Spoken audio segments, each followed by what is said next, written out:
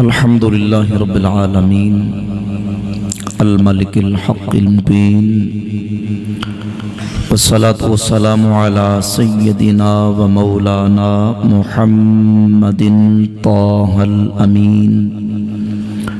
وعلى آله وأصحابه أجمعين ومن اتبعهم إلى يوم الدين. أما بعد فأعوذ بالله من الشيطان الرجيم. بسم الله الرحمن الرحيم. ومن يشاقق الرسول من بعد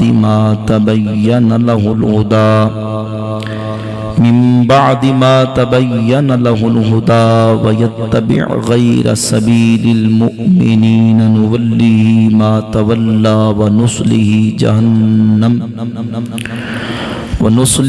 جهنم وساءت مصيرا.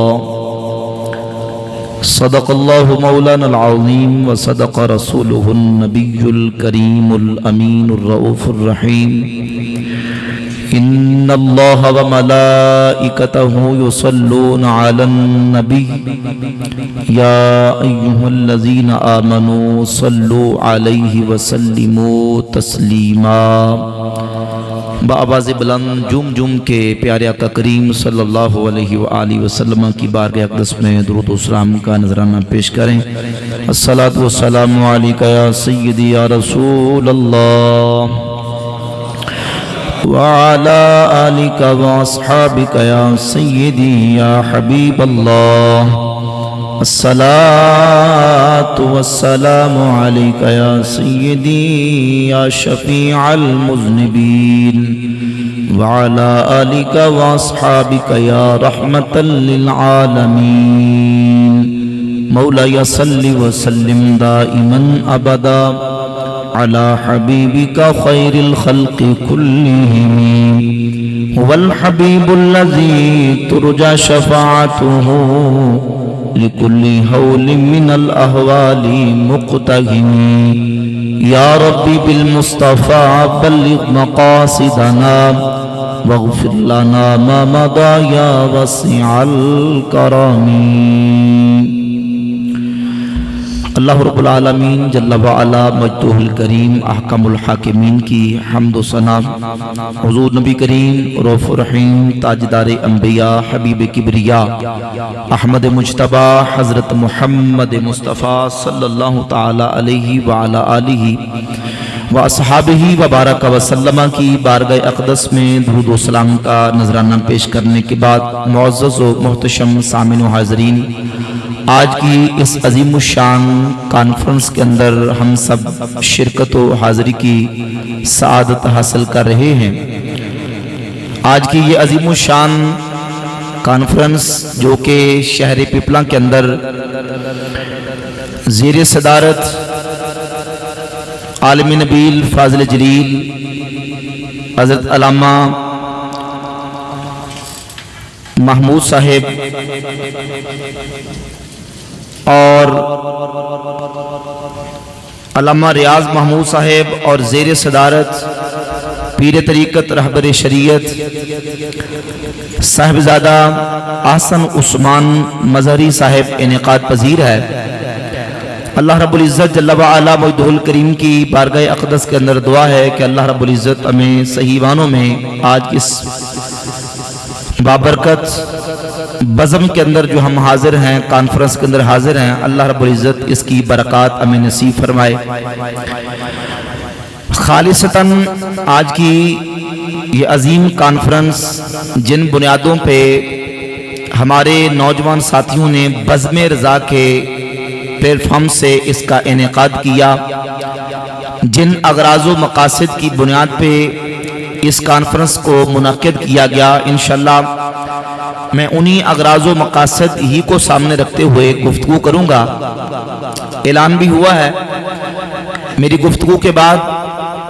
مجمع کے اندر موجود احباب اگر کوئی میری گفتگو سے متعلقہ یا اس کے علاوہ کوئی سوال کرنا چاہیں تو انشاءاللہ سوالات کے جوابات بھی ہوں گے. انشاءاللہ تعالی آپ نے بڑی محبت اور توجہ کے ساتھ انہماک اور یکسوئی کے ساتھ گفتگو کو سماعت فرمانا ہے. سورۃ النساء کی آیت نمبر 115 میں نے تلاوت کرنے کی سعادت حاصل کی ہے۔ اللہ رب العزت ارشاد فرماتا ہے وَمَن يُشَاقِقِ الرَّسُولَ مِن بَعْدِ مَا تَبَيَّنَ لَهُ الْهُدَىٰ، اور ہدایت کا رستہ واضح ہو جانے کے بعد جو رسول کی مخالفت کرے، وَيَتَّبِعْ غَيْرَ سَبِيلِ الْمُؤْمِنِينَ، اور ایمان والوں کے رستے کو چھوڑ کر کسی اور رستے کی پیروی کرے، نُوَلِّهِ مَا تَوَلَّىٰ، اللہ فرماتا ہے کہ ہم اسے ادھر پھیر دیں گے جدھر وہ پھرا،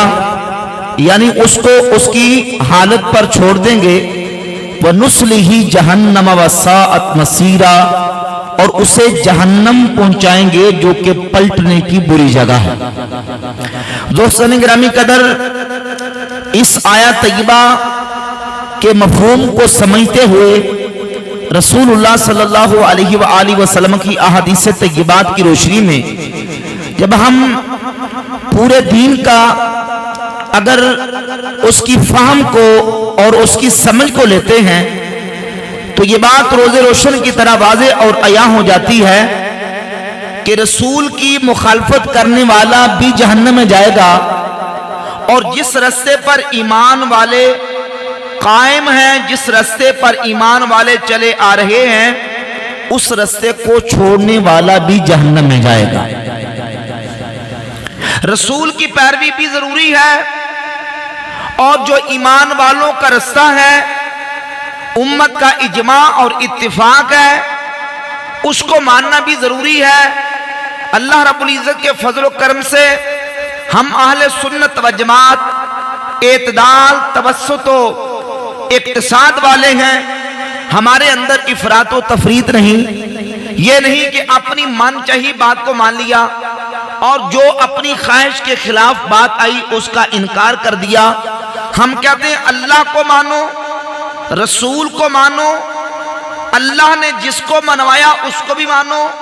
اور رسول نے جس کو منوایا اس کو بھی مانو۔ اللہ کو ماننا، رسول کو ماننا، اور جس کو اللہ نے منوایا اس کو بھی ماننا، اور جس کو رسول اللہ نے منوایا اس کو بھی ماننا ہے۔ ہم قرآن کو مانتے ہیں، سنت کو مانتے ہیں، اور جس کو قرآن نے منوایا ہم اس کو بھی مانتے ہیں، جس کو سنت مصطفیٰ نے منوایا ہم اس کو بھی مانتے ہیں۔ رسول اللہ صلی اللہ علیہ وآلہ وسلم نے 3 خطبات ارشاد فرمائے۔ ایک خطبہ حجۃ الوداع کے موقع پر، دوسرا خطبہ غدیر خم کے موقع پر، تیسرا خطبہ مقام جابیہ پر۔ جو خطبہ حجۃ الوداع کے موقع پر ارشاد فرمایا، حدیث کی کتابوں کے اندر موجود المستدرک للصحیحین کے اندر حدیث نمبر 318، دوسرے نسخہ کے مطابق حدیث نمبر 321، سیدنا عبداللہ ابن عباس رضی اللہ تعالیٰ عنہما فرماتے ہیں رسول اللہ صلی اللہ علیہ وآلہ وسلم نے فرمایا، میں تم میں 2 چیزیں چھوڑ کے جا رہا ہوں، اگر تم ان کو مضبوطی سے تھامے رکھو گے کبھی گمراہ نہیں ہوگے، کتاب اللہ و سنت نبیہ صلی اللہ علیہ وآلہ وسلم، ایک اللہ کی کتاب ہے اور دوسری اس کے نبی کی سنت ہے۔ یعنی اللہ کی کتاب کو مضبوطی سے تھامے رکھو، نبی کی سنت کو مضبوطی سے تھامے رکھو۔ یہ حضور کا ایک خطبہ ہے۔ کلمہ پڑھنے والوں میں ایک طبقہ آپ کو وہ ملے گا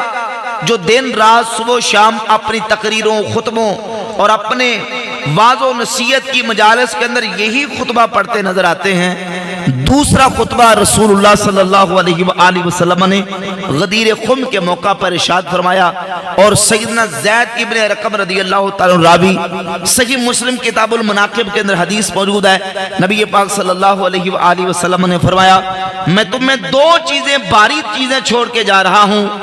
ایک اللہ کی کتاب ہے، اس کو مضبوطی سے تھامے رکھنا، دوسری میری اہل بیت ہے، اذکرکم اللہ فی اہل بیتی، اذکرکم اللہ فی اہل بیتی، اذکرکم اللہ فی اہل بیتی، میں تمہیں اپنی اہل بیت کے بارے میں اللہ کا خوف دلاتا ہوں، میں تمہیں اپنی اہل بیت کے بارے میں اللہ کا خوف دلاتا ہوں، میں تمہیں اپنی اہل بیت کے بارے میں اللہ کا خوف دلاتا ہوں۔ یعنی رسول اللہ نے غدیر خم کے موقع پر قرآن اور اپنی اہل بیت کا تذکرہ کیا، قرآن کو مضبوطی سے تھامے رکھنا اور میری اہل بیت ان کے ساتھ مودت و محبت رکھنا اور ان کے حقوق کو ادا کرتے رہنا، یہ حضور کا دوسرا خطبہ۔ اور امت کے اندر کلمہ پڑھنے والوں میں ایک طبقہ وہ ہے جو صرف یہی خطبہ پڑھتا ہے، حتیٰ کہ صرف دن رات صبح و شام اسی خطبے کا ورد کرتا ہے۔ ہم کہتے ہیں اللہ کے رسول کا تیسرا خطبہ بھی ہے جو حضور نے مقام جابیہ پر پڑھا۔ اٹھائے جامع ترمذی 2165 نمبر 2165 نمبر حدیث ہے، کتاب الفتن ہے۔ سیدنا عمر فاروق رضی اللہ تعالیٰ عنہ مقام جابیہ پر کھڑے ہوئے اور آپ نے خطبہ دیا اور کہا لوگوں میں آج اس مقام پر کھڑے ہو کے خطبہ دے رہا ہوں جہاں رسول اللہ صلی اللہ علیہ وآلہ وسلم نے کھڑے ہو کے خطبہ دیا، اور اللہ کے رسول علیہ السلام نے خطبہ دیا، فرمایا اوصیکم باصحابی، لوگوں میں تمہیں اپنے صحابہ کی وصیت کرتا ہوں، اوصیکم باصحابی ثم الذین یلونہم ثم الذین یلونہم ثم الذین یلونہم، یعنی میرے صحابہ کا دامن تھام کے رکھنا، پھر وہ جو صحابہ سے ملنے والے ہیں یعنی تابعین کا دامن تھام کے رکھنا، پھر وہ جو تابعین کے ساتھ ملنے والے ہیں تبع تابعین کا دامن تھام کے رکھنا، علیکم بالجماعۃ و ایاکم والفرقہ، تم پر جماعت کا دامن تھامنا لازم ہے، جماعت کے ساتھ جڑے رہنا، جماعت کا دامن لازم پکڑ لینا، تم پر جماعت لازم ہے، وَإِيَّاكُمْ وَالْفُرْقَةِ، جماعت سے کٹ کر بننے والے فرقوں سے بچ جانا، تنظیموں سے بچ جانا، تحریکوں سے بچ جانا، جماعت کو چھوڑنے والوں سے ہٹ جانا، ان سے بچ جانا، جماعت کا دامن تھام کے رکھنا، صحابہ پھر تابعین پھر تبع تابعین پھر امت کی جماعت، یہ ایک خطبہ۔ دوسرا خطبہ حضور نبی کریم علیہ السلام نے غدیر خم والا دیا۔ اللہ کی رحمت سے ہم وہ نہیں کہ جو صرف ایک ہی پڑھ کے گزارا کرتے ہیں، ہم پہلا خطبہ بھی پڑھتے ہیں، ہم دوسرا بھی پڑھتے ہیں، ہم تیسرا بھی پڑھتے ہیں، ہم کہتے ہیں ہم قرآن کو مانتے ہیں، رب کو ماننے والے، رب کے رسول کو ماننے والے، رسول اللہ کی سنت کو ماننے والے، جن جن کو رب نے منوایا ان کو بھی مانتے ہیں، جن جن کو رسول اللہ نے منوایا ہم ان کو بھی مانتے ہیں۔ نعرہ تکبیر، اللہ نعرہ رسالت، رسول اللہ، نعرہ خلافت، نعرہ حیدری، نعرہ غوثیہ۔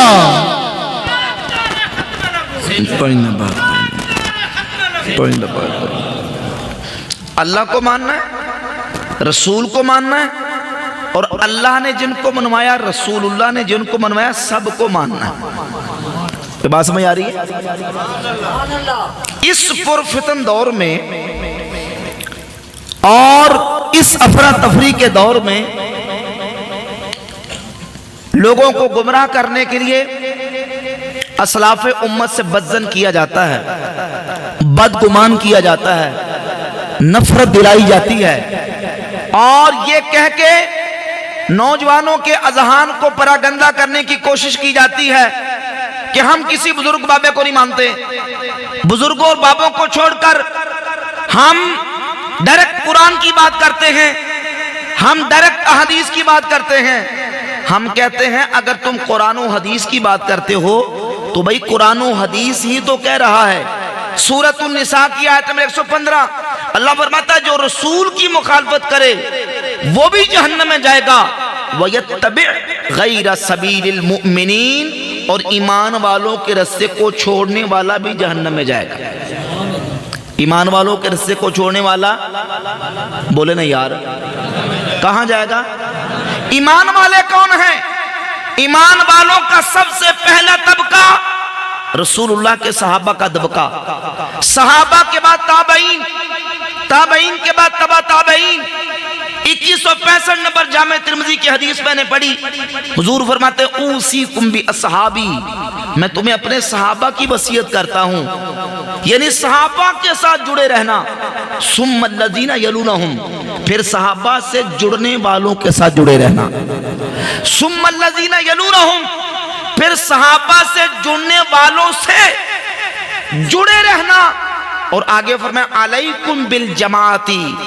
تم پر جماعت کا ساتھ دینا لازم ہے، جماعت پر قائم رہنا، جماعت کے ساتھ جڑے رہنا۔ اللہ کے رسول علیہ السلام نے یہ تسلسل بتا کے یہ واضح کر دیا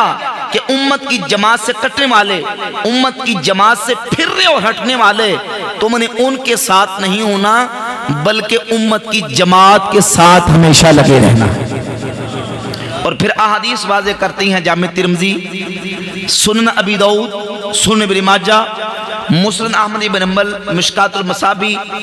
اور المعجم الصغیر، المستدرک الصحیحین، حدیث کی درجن سے زائد کتابوں کے اندر نبی پاک علیہ السلام کے درجن سے زائد صحابہ اکرام رضی اللہ تعالیٰ عنہ سے یہ حدیث مروی، معروف حدیث آپ نے سنی، رسول اللہ صلی اللہ علیہ وآلہ وسلم نے اپنی امت کے اندر ہونے والے جو افتراق و انتشار اور پھیلنے والی گمراہیاں ان کا تذکرہ فرمایا، اور رسول اللہ صلی اللہ علیہ وآلہ وسلم نے فرمایا الا من قبلکم من اہل الکتاب افترقوا علی سنتین و سبعین ملہ۔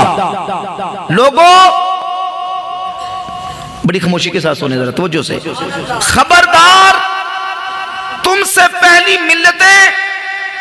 وہ 72 فرقوں میں بٹ گئیں، وَإِنَّ هَذِهِ الْمِلَّةَ سَتَفْتَرِقُ عَلَى 73، اور میری یہ امت، میری یہ ملت 73 فرقوں میں بٹ جائے گی۔ کتنے میں؟ بولے ذرا کتنے؟ 72 فی النار وواحدۃ فی الجنہ۔ ان 73 فرقوں میں سے 72 فرقے جہنم میں جائیں گے، وواحدۃ فی الجنہ، اور ایک فرقہ جنت میں جائے گا۔ جامع ترمذی میں حدیث ہے، صحابہ نے پوچھا یا رسول اللہ وہ ایک فرقہ جو جنت میں جانے والا وہ کون ہوگا؟ تو حضور فرماتے ما انا علیہ و اصحابی، وہ ہوگا جو میرے اور میرے صحابہ کے طریقے اور عقیدے پر ہوگا، یعنی جس پر میں اور میرے صحابہ، مطلب جس پر میں اور میرے صحابہ، یعنی جس طریقے اور عقیدے پر میں ہوں، جس طریقے اور عقیدے پر میرے صحابہ ہیں، جو اس پر ہوگا وہ جنت میں جائے گا۔ اور سن ابی داؤد کے اندر الفاظ ہیں ہی الجماعت، وہ فرقہ جو 73 میں سے جنت میں جانے والا ہے وہ جماعت ہوگی۔ ایک حدیث یہ ہے، جس حدیث سے یہ ہمیں پتہ چلتا ہے کہ 73 فرقوں میں سے ایک فرقہ وہ جماعت ہوگی، اور دوسری حدیث سنن ابی داؤد کی جس سے ہمیں یہ لفظ ملتا ہے، نبی پاک صلی اللہ علیہ وآلہ وسلم کی صحیح حدیث سنن ابی داؤد میں ہے، حضور نے فرمایا، حضور نے اپنے غلاموں کو فرمایا من یعش منکم بعدی فسیری اختلافا کثیرا، تم میں سے جو میرے بعد زندہ رہے گا وہ بہت سارے اختلافات دیکھے گا۔ جب ایسا موقع آ جائے کہ بہت زیادہ اختلافات پیدا ہو جائیں، علیکم بسنتی وسنت الخلفاء المہدیین الراشدین، تو اس موقع پر تم پر میری اور میرے خلفاء مہدیین الراشدین کی سنت لازم ہے۔